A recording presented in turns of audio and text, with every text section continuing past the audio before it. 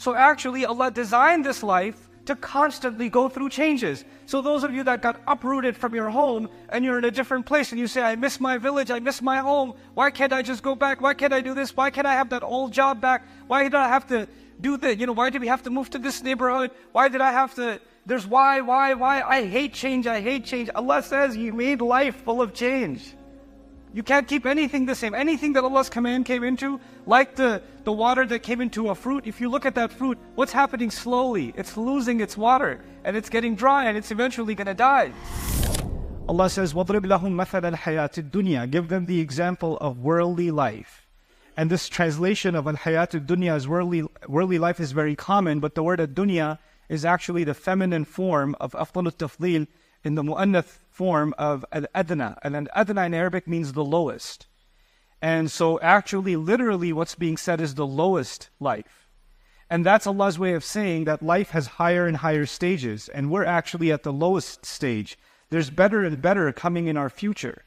So there's an optimism that's suggested. As tough as life may be, it's not going to get worse than this. It's only going to get better. It's actually, especially for a believer, that's what it's meant. Somebody might say, but what about hellfire? What about the punishment of Allah? Actually, Allah doesn't even consider hellfire life. He says about hellfire, لا يموت فيها ولا يحيا. He doesn't live in it, He doesn't die in it, He doesn't live in it. Actually, it's not even considered life. And the next life, the life after Yawm al-Qiyamah and the life in Jannah, Allah calls it lahi al-hayawan, law kanu ya'lamun. That's the real life if they only knew. So this life is actually the precursor, just a preview of what's coming in Jannah. Just a brief comment about that before we go back into this ayah. Allah in the Quran describes Jannah like no other religion describes heaven. And since I was here, I took the liberty of going to the Mormon library and spoke to a couple of the elders and had some interesting conversations with them about their beliefs and their concepts. And this is something I try and do, to understand other perspectives and how they see faith. But one thing you'll find unique about the Quran, the description, the specific description with which Allah describes heaven is not found anywhere else. You'll get general words like garden. That's the Garden of Eden. That's all you get. What Allah will tell you is fruits and lahmi tayrin mimma yashtahun, the flesh of birds. You're going to have some kind of chicken barbecue or something. That's going to be there. There's going to be all kinds of drinks that are being served.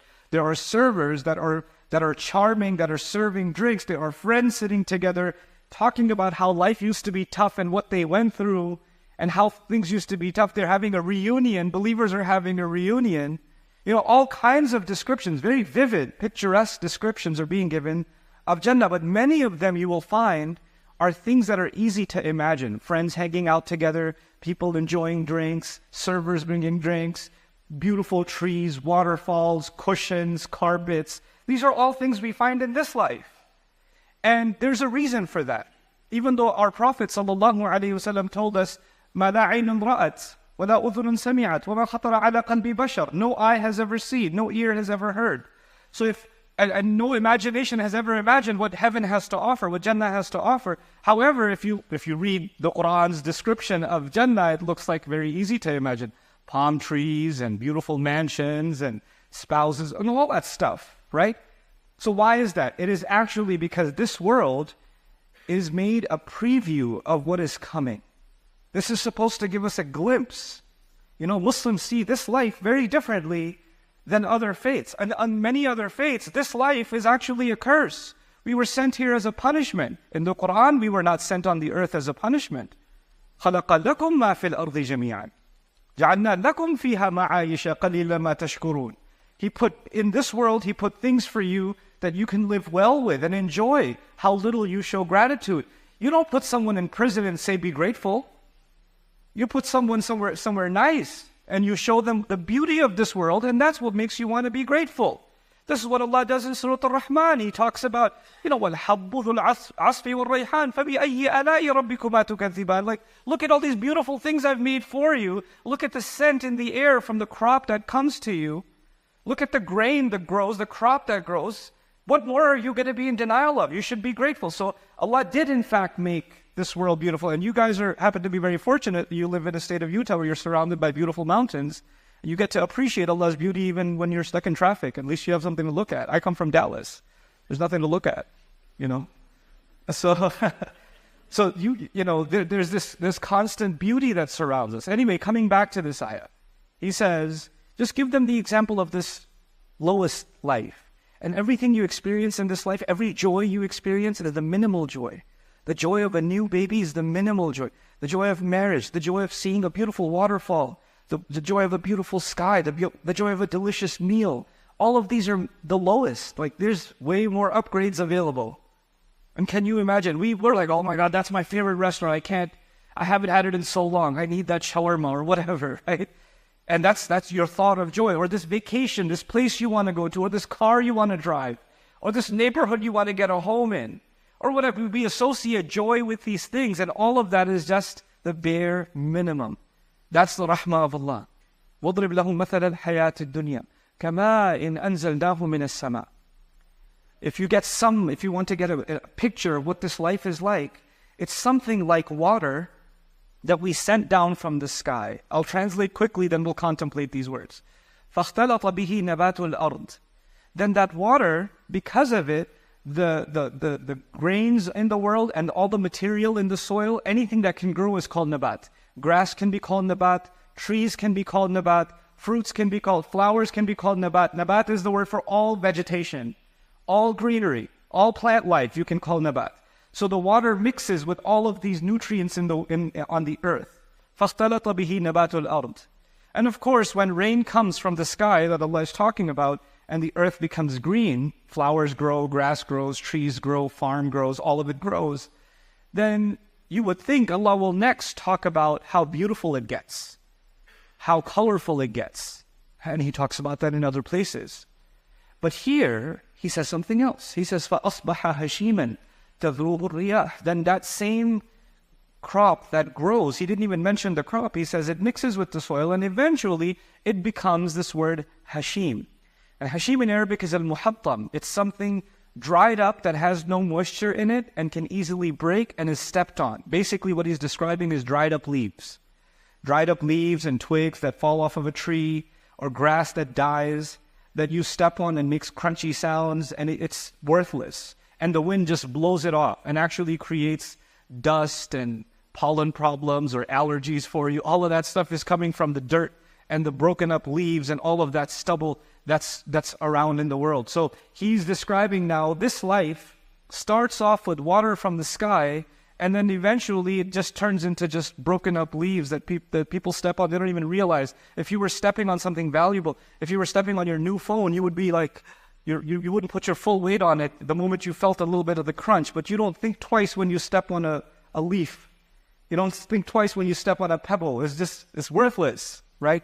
And it's blowing around. If cash was blowing around, you would have a heart attack. But if leaves are blowing around, you don't think twice about it. This is worthless stuff. And that's why in the Quran, things that blow with the wind are considered worthless, like haba.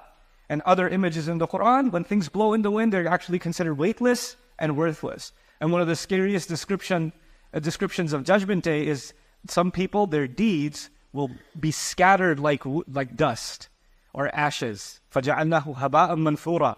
Allah describes. So we seek Allah's refuge from our deeds being turned into scattered dust on Judgment Day and not having any weight. But anyway, coming back to this remarkable parable, how is it that I can benefit from this example? Other than just saying, well, Allah gives life and then we die. The plant grows and then the plant dies. Great, now what? But actually, if you dig a little deeper and you contemplate especially the end of this ayah, وَكَانَ اللَّهُ عَلَى كُلِّ شَيْءٍ مُقْتَدِرًا. Allah has been in complete control over all things. And the word for Allah's control, you find 3 different words in the Quran. You find qadir, you find qadir, and here you find actually silatul mubalagha in a sense from iqtadar. It's muqtadir, muqtadir. And actually the way to translate that is actively in control. Allah is actively in control and overwhelmingly in control over all things. That's what Allah says at the end. Now let's go back. In this life, the first thing Allah wanted me to think about is the fact that He sends water from the sky that mixes with the soil. So there's something happening with the sky and there's something happening with the earth. Every fruit that you eat, every piece of meat that you and I eat, every bit of vegetation that you and I see is a result of water that came from the sky. You know what else comes from the sky? What comes from the sky is always the rizq from Allah, the command from Allah, the guidance from Allah. Everything that Allah gives us that is purposeful comes from the sky. The angels come from the sky with a mission. The angels that are here go up and report to the sky, and they come back, from the sky. Laylatul Qadr, the angels are descending. Tanazzalul malaika wa ruhu fiha. Right? So when Allah sends something from the sky, it has a purpose. It comes for a mission.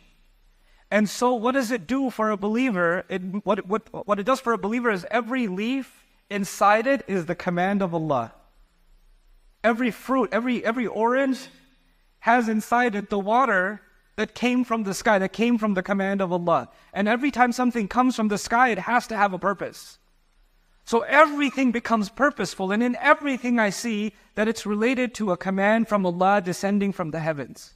What does that have to do with you and me? Let's come back to that. All of you have different crises. Every one of you has a different drama going on in your life. And when I say drama, some of you looked at the person next to you like, this is the drama, I just drove with them to Jummah. But on a more serious note, whatever struggles we're going through, whatever we're experiencing in this life, we have to first understand that none of it would have been happening if Allah's command wasn't there. And there was some purpose, there was a reason for which it was happening. And everything we're going through, Imam al-Qurtubi commenting on the said something so beautiful. Why did Allah make me focus so much on water? Because water doesn't stay in the same place. Water mixes with other things. Water is constantly moving and changing. And if you try to keep water in the same place, it goes bad.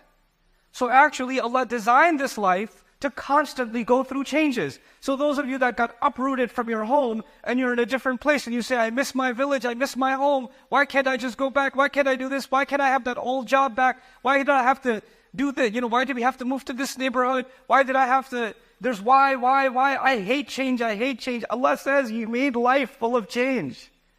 You can't keep anything the same. Anything that Allah's command came into, like the water that came into a fruit, if you look at that fruit, what's happening slowly? It's losing its water, and it's getting dry, and it's eventually going to die. Right? It's going to go. So the experiences we have in this life, the good that we have in this life is temporary. And the bad that we have in this life is also temporary. The tough stuff is also temporary. And all of that is a command of Allah. So then if that's all temporary, then what's permanent? If everything's just going to go, the good is going to go, the bad is going to go. What you think is a huge problem today, tomorrow you'll look back like, oh my God, I used to think that was a huge problem. This is a huge problem. I prefer that problem because that's gone now and you have something new to deal with. But human beings forget that the beginning of all it is water. And what did Allah mention in the first part? He mentioned water. And what did He mention at the end? Completely dried up, right? The lack of water. So you know what? There's something in between. In between is the greenery, is the good things in life. It's the ups and downs of life. It's the changes in life. But you know what? It becomes easier to deal with that stuff when you go back and you realize, well, you and I were just drops of water too. That's all we were. And eventually we're going to be reduced to nothing inside of the dirt. That's the beginning and the end. And everything else we're experiencing is just the stuff in between. This is just an episode in between, or multiple episodes in between, and they will come to pass. They will go. Then what is it that's going to actually last? You would think as-salihat al-baqiyat, but He actually says al-baqiyat as-salihat. Good things that you do every day, even the smallest things, those are the things that are actually going to last. So whether we have an easy life or a tough life, it is actually the good. If I can find some way of doing something good every day, something that wasn't about me, it was about someone else, it was for Allah, something, then I have lived a meaningful, purposeful life. And that's what water does. Water doesn't serve itself. Water serves everything else. And so if we have the command of Allah in us, the guidance of Allah in us, we're not just there to serve ourselves and our feelings, we're there to be of service to somebody else. I hope you guys enjoyed that video clip. My team and I have been working tirelessly to try to create as many resources for Muslims to give them first steps in understanding the Quran all the way to the point where they can have a deep profound understanding of the Quran. We are students of the Quran ourselves, and we want you to be students of the Quran alongside us. Join us for this journey on bayinatv.com, where thousands of hours of work have already been put in. And don't be intimidated, it's step by step by step, so you can make learning the Quran a part of your lifestyle. There's lots of stuff available on YouTube, but it's all over the place. If you want an organized approach to studying the Quran beginning to end for yourself, your kids, your family, and even among peers, that would be the way to go. Sign up for bayinatv.com.